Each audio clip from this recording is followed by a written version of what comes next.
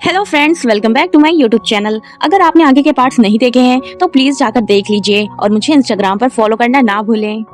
पिछले पार्ट में हमने देखा था कि पार्क और मीहो बात करते होते हैं कि वर्कर्स को एक स्पेशल मेडिसिन दी जा रही है जिसमें ड्रग्स मिला हुआ होता है और वही वर्कर्स को बाहर काम करने के लिए भेजा जाता है और उनसे रिवर की साफ सफाई करवाई जा रही होती है। यह सब सुनकर मीहो कहती है कि इससे उनको कैंसर नहीं हो सकता, जरूर कोई और बात है, कुछ बहुत बड़ा क्राइम हो रहा है। पार्क उन वर्कर्स के बारे में पता लगाने की कोशिश करने को कहता है। जूही भी अंदर हॉस्पिटल में न्यूज़ देख रही होती है। मेयर उससे कहता है कि वह टेंशन ना ले, वह सब कुछ संभाल लेगा। यह सब इस वजह से हो रहा है क्योंकि मैंने वार्डन को अरेस्ट करवाया था जो कि बिग माउस का राइट हैंड है। तब जूही खुलासा करती है कि ऐसा इसलिए हो रहा है क्योंकि बिग माउस को लग रहा है कि वह उन लोगों से मिली है जिनके हाथों प्रोफेसर का मर्डर हुआ है, इसलिए बिग माउस उसको नेक्स्ट टारगेट बना लिया है। मेयर को पता चलता है कि जूही की कॉफी में उसी तरह ड्रग्स मिलाया गया था जिस तरह मेयर ने पार्क की कॉफी में ड्रग्स मिलाया था। मेयर अनुमान लगाता है कि पार्क बिग माउस के लिए काम कर रहा है। मीहो भी अस्पताल इसलिए गई है ताकि वह सबूत इकट्ठा कर सके। वह समझ जाता है कि मीहो और पार्क ऑलरेडी उसके बारे में सब कुछ जान चुके हैं। इसके बाद वार्डन को जेल में लाया जाता है। जेल में आते ही उसकी पिटाई होना शुरू हो जाती है।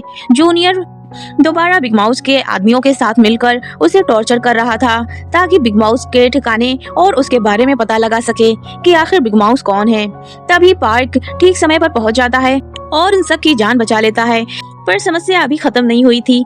जेल में कैदी उसे मारने लगते हैं। पार्क बाद में वार्डन को प्रोटेक्शन के बदले अपने साइड में शामिल होने का ऑप्शन देता है, लेकिन वार्डन उसका साथ देने से इनकार कर देता है क्योंकि वह अपने मास्टर बिग माउस को धोखा नहीं दे सकता था, जिसके परिणाम स्वरूप उसे अन्य प्रिजनर्स के द्वारा धमकाया और मारा जाता है। न्यू वार्डन को खुद को साबित करने का मौका मिल जाता है जब वह अपनी प्लानिंग को आगे बढ़ाने के मौके के लिए मेयर के साइड से उसे हामी मिलने के बाद वह सभी प्रिजनर्स को हॉल में बुलाता है और सबको बता देता है कि जिन कैदियों के ऊपर यह टैटू का मार्क है वह बिग माउस के आदमी हैं और वह यह भी खुलासा कर देता है कि पार्क रियल बिग माउस नहीं है, जिससे सारे कैदी हैरान हो जाते हैं। वह कहता है कि जो कोई असली बिग माउस के बारे में जानकारी देगा उसको इनाम मिलेगा, तब तक के लिए किसी को भी खाना पानी नहीं दिया जाएगा। इससे परेशान होकर सब एक दूसरे को मारने लगते हैं। इस टाइम मीहो चुपके से सारे वर्कर्स के ब्लड सैंपल ले रही होती है। पार्क ऑफिस में बैठकर यह सब देख रहा था। एक बार फिर वार्डन प्रिजनर के द्वारा पीटा जा रहा था। मीहो की मदद के लिए हेजिन वापस कोरिया आई है, लेकिन उसका पीछा उसका एक्स हस्बैंड कर रहा होता है जो बिल्कुल प्यार में पागल हो गया था। घर पहुंचने के बाद मीहो बोलती है हेजिन से कि वह शाम में वापस लौट कर आएगी। तभी हेजिन का एक्स हस्बैंड उसके घर में घुस जाता है और हेजिन को जान से मार देता है। तभी वहां पर मेयर भी आ जाता है और वह सारी सिचुएशन को संभाल लेता है।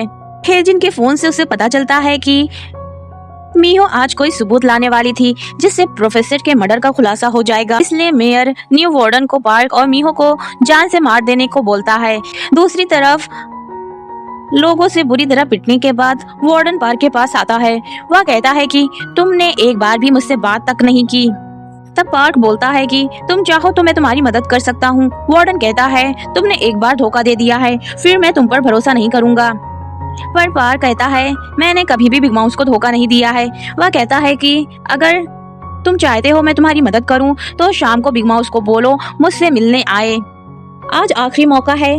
पार्क बिग माउस से मिलने की तैयारी करता है, इस बात से अनजान कि शायद आज उसका आखिरी दिन हो सकता है क्योंकि मेयर ने उसे जान से मारने का ऑर्डर दे दिया था। आगे क्या होगा, आखिर कौन है बिग माउस, इस बात का खुलासा नेक्स्ट पार्ट में हो जाएगा। अभी तक वीडियो में बने रहने के लिए थैंक यू सो मच और हमारे चैनल को सब्सक्राइब करना मत भूलिए। तब तक के लिए बाय बाय, टेक केयर।